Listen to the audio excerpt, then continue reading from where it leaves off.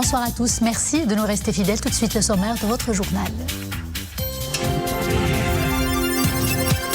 Tourisme, la destination Marrakech ne décolle toujours pas. L'allègement des mesures restrictives et l'approche de l'été nourrissent l'espoir des professionnels. Mais sur le terrain, la reprise est timide et toujours très loin des attentes.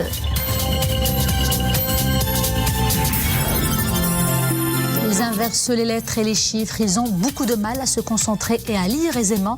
Les enfants dyslexiques souffrent en silence. En revanche, tout n'est pas perdu avec un diagnostic précoce et une personne correctement suivie qui va passer la matinée avec un enfant dont la situation s'est nettement améliorée. À suivre également cette impressionnante découverte, un fossile trouvé dans un gisement de phosphate du Maroc. Il y a 66 millions d'années, ce crâne était celui d'un mosasaure, un reptile qui peuplait les océans du globe en même temps que les dinosaures vivaient sur Terre. Bonsoir. Sur haute instruction de Sa Majesté le roi Mohammed VI, chef suprême et chef d'état-major général des forces armées royales, l'exercice combiné maroco-américain African Lion 2021 se poursuit à Mahbès, un exercice qui a atteint incontestablement un degré de maturité et qui atteste de la solidité des relations de coopération entre les armées des pays participants et de l'Alliance Atlantique. L'exercice combiné maroco-américain African Lion 2021 se poursuivra jusqu'au 18 courant dans les régions d'Agadir, Tiznit, Tantan, Mahbès, Tafraout, Ben Guerir et Kenitra. Il implique des milliers de militaires multinationaux et un nombre très important de matériel terrestre, aérien et maritime. African Lion 2021 englobera en plus des formations et des simulations aux activités du commandement et des entraînements sur les opérations de lutte contre les organismes terroristes violents, des exercices terrestres, aéroportés, aériens, maritimes et de décontamination nucléaire, radiologique, biologique et chimique également.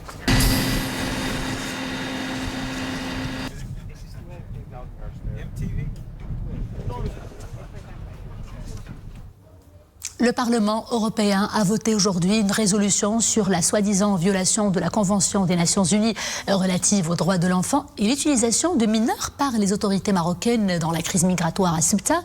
Une résolution contre-productive, contraire à l'esprit du partenariat de longue date entre le Maroc et l'Union européenne.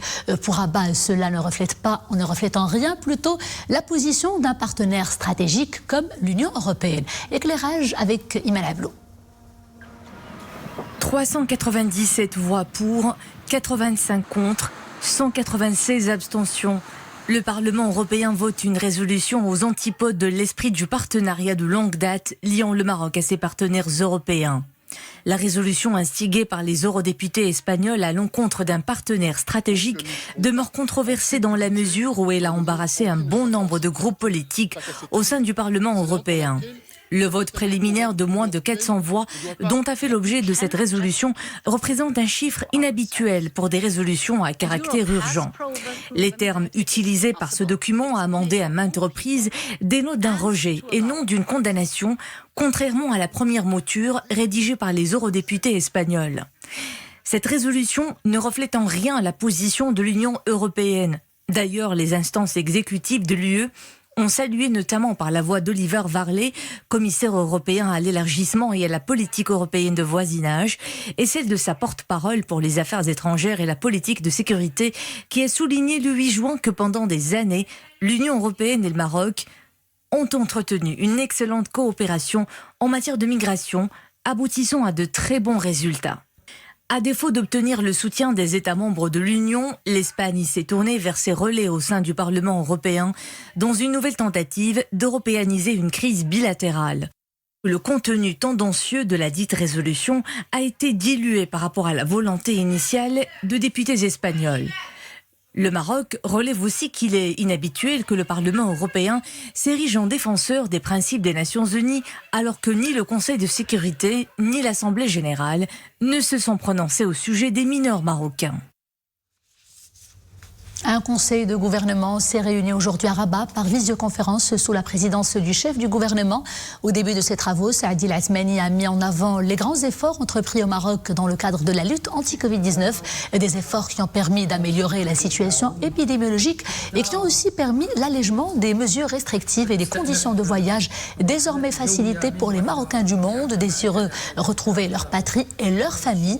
Le conseil de gouvernement a adopté le projet de loi portant réglementation du volontariat contractuel. Ce projet de loi intervient dans un contexte international et national marqué par l'importance du volontariat dans l'exécution des initiatives visant la lutte contre la pauvreté, la réalisation du développement et de l'autonomisation socio-économique des catégories sociales précaires. Il s'inscrit également en droite ligne des hautes orientations royales à ce sujet et en phase avec les changements qu'a connus la vie civile au Maroc à la faveur de la Constitution de 2011, constitution qui a conféré à la société civile des rôles constitutionnels majeurs. Le point à présent sur les chiffres de la campagne vaccinale. Le nombre de personnes ayant reçu la première dose du vaccin atteint 9 359 017 personnes. Celles complètement vaccinées sont au nombre de 6 878 656 personnes. Pour ce qui est des principaux indicateurs épidémiologiques, eh bien, on dénombre 376 nouveaux cas confirmés et recensés pendant ces dernières 24 heures et 341 nouvelles guérisons et 2 nouveaux décès.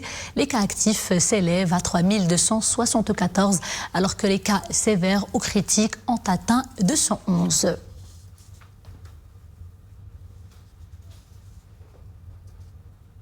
Focus sur le tourisme, un secteur durement impacté par la crise du Covid-19 justement. Une brèche d'optimisme s'est ouverte récemment avec, comme vous le savez, l'allègement des mesures restrictives et puis l'approche de la saison estivale. L'espoir des professionnels est très grand, mais sur le terrain, la reprise se fait encore très timide. À Marrakech, le reportage d'Amina Alem, Zakaria Moqin-Billah et Myriam El-Missi. Sous un ciel radieux, des jardins luxuriants et bâtiments au standing. Une unité hôtelière de la ville ocre. Le décor est séduisant, mais les visiteurs manquent à l'appel. À l'approche de la saison estivale, un calme inhabituel règne sur les lieux. Avec l'allègement des mesures restrictives, les professionnels espèrent une relance de la fréquentation. Cette initiative elle est très importante que le gouvernement marocain a prise dernièrement. Ça va nous permettre ça veut dire de recevoir surtout les Marocains, donc les touristes marocains qui peuvent se déplacer entre les villes sans restriction. Les opérateurs sont impatients de reprendre leurs activités après des mois de vaches maigres. Avec l'annonce de la réouverture des frontières aériennes, terrestres et maritimes, l'optimisme est de mise. À partir du 15 juin. Les vols internationaux vont reprendre à partir du 15 juin, mais avec des conditions difficiles. Par exemple, les citoyens des pays inscrits sur la liste B devront être soumis à la quarantaine et rester 10 jours à l'hôtel à leurs frais. Nous sommes d'accord pour le test PCR et le passeport de vaccination, mais il faudrait alléger davantage les mesures. La reprise ouvre la voie à la relance du tourisme, fortement touché par les répercussions de l'épidémie. Des pertes estimées à au moins 80%. Les préparatifs sont à l'œuvre pour accueillir la nouvelle saison estivale. En tout cas, l'espoir est permis. Zoom à présent sur un trouble qui se déclenche dès la petite enfance. J'ai nommé la dyslexie, un trouble spécifique d'apprentissage et de concentration qui entrave la vie scolaire et la vie sociale de la personne qui en souffre. Mais si le trouble est décelé de manière prématurée, de manière précoce, eh bien la personne dyslexique peut nettement s'améliorer et même gagner en confiance. En témoigne déjà le cas de notre équipe, le cas que plutôt notre équipe a suivi cette matinée à Salé, Adna El Herres et Oumé Marami. Regardons. Mercredi, 10h. Pour cette maman et son fils, c'est un rendez-vous hebdomadaire, presque un rituel. Diagnostiquée dyslexique depuis 4 ans déjà, c'est dans cette association qu'Adam apprend à maîtriser ses troubles d'apprentissage. Les maîtresses, ils nous ont contactés, mon mari et moi, en disant qu'il avait des petits retards concernant la lecture et l'écriture. Et là, nous avons contacté plusieurs orthophonistes qui ont posé le diagnostic de la dyslexie. On m'a conseillé de venir voir l'association de dyslexie. Est-ce que vous constatez qu'il y a une évolution, un changement? Bien sûr, une grande évolution donc, par rapport au début. Tu peux me chercher le lion? Où se trouve le lion? Le malin. Très bien. L'évolution est là. Adam, qui évitait de s'exprimer en public, a réussi à nous parler face caméra. Depuis que tu as commencé ici, est-ce que tu constates une évolution? Oui. Et ça te fait quoi de parler devant les gens? Au début, je croyais qu'ils vont me rire dessus, mais après, je me sentis libre. Tu connais je la semaine dernière? D'accord. Les enfants dyslexiques souffrent en silence. Écriture en miroir, ils inversent les mots, ils confondent les lettres comme les B et les D, présentent des troubles de l'attention, une situation qui peut se dégrader avec le temps si le diagnostic et le suivi ne sont pas précoces. Les signes d'alerte qu'on observe chez un enfant dyslexique, c'est que pendant sa lecture, il fait des omissions, des substitutions et des ajouts pendant sa lecture. C'est-à-dire, il doit faire aussi des confusions entre les lettres, par exemple les lettres sonores et les lettres sourdes. Vous, en tant qu'orthophoniste, comment est-ce que vous intervenez pour prendre en charge ces enfants-là? Dès le début, on fait un entretien avec les parents pour savoir plus d'informations par rapport aux enfants, par rapport à l'enfant. Et après, on fait la passation des tests en quelques séances, d'accord, pour savoir quelle est la difficulté exactement chez cet enfant. Une prise en charge multidisciplinaire. Orthophonistes, psychomotriciennes et éducateurs interviennent dans ce processus de correction du trouble.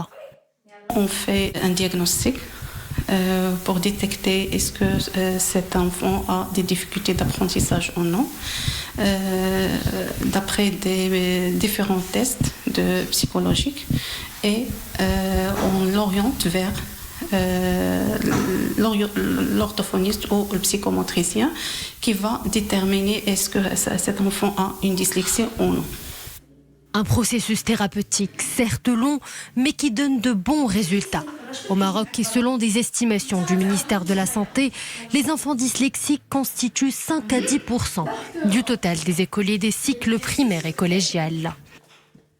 Elle ne cesse de nous épater. L'incroyable richesse fossilière du Maroc fait de notre pays une incontournable référence pour reconstituer l'histoire de notre vie. Une histoire qui remonte non seulement à des milliers d'années, mais à des dizaines de millions d'années. Et c'est en tout cas ce que révèle la récente découverte d'une espèce d'un lézard marin. À l'origine de cette trouvaille, une équipe de scientifiques du Maroc, de France et du Royaume-Uni. Myriam El-Missi le transporte tout de suite dans ce monde fascinant à 66 millions d'années. C'est cela avant notre ère découverte. Ceci est un saint type de crâne, un fossile trouvé dans un gisement de phosphate du Maroc. Il y a 66 millions d'années, ce crâne était celui d'un mosasaure, un reptile qui peuplait les océans du globe en même temps que les dinosaures vivaient sur Terre.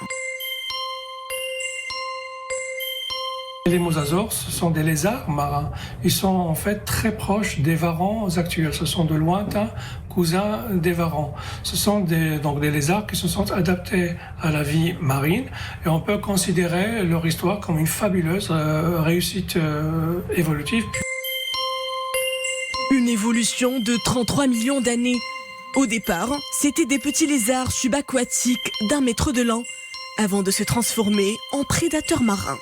Le Pluridien serpentis, c'est son nom scientifique, a de quoi nous épater. À commencer par son anatomie crânienne, encore jamais observée chez d'autres reptiles éteints ou actuels. Pluridae, c'était des mosasaures qui avaient de très nombreuses petites dents. Ces dents étaient en plus recourbées vers l'arrière. Ils font penser aux dents de serpent. En plus de cela, cette espèce est caractérisée par sa grande taille et par des caractères morphologiques au niveau de leur crâne qui laissent supposer que c'était des animaux nocturnes, ou du moins ils se basaient sur d'autres sens que la vision pour chasser et attraper leur proie. Si son mode d'alimentation reste sujet à débat, Ce lézard marin éclaire d'un nouveau jour une période clé de l'histoire évolutive des vertébrés disparus. Cette nouvelle découverte nous permet de mieux habiller les derniers instants géologiques de cette période du monde des dinosaures. Elle apporte sa part des arguments, sa part de faits qui nous permettent aujourd'hui de penser que ce passage ne fut pas progressif comme on peut le supposer, mais il fut brutal. Le passage du monde dinosaure au monde mammifère, une période charnière d'une vie ancienne dévoilée au monde par les fossiles du Maroc.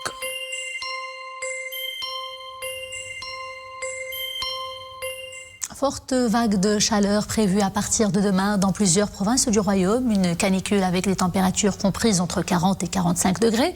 Cela concerne Aousserd, Assazag, Smara, Oued Daheb, Taroudan, Tata et Zagora, selon les précisions de la Direction générale de la météorologie nationale.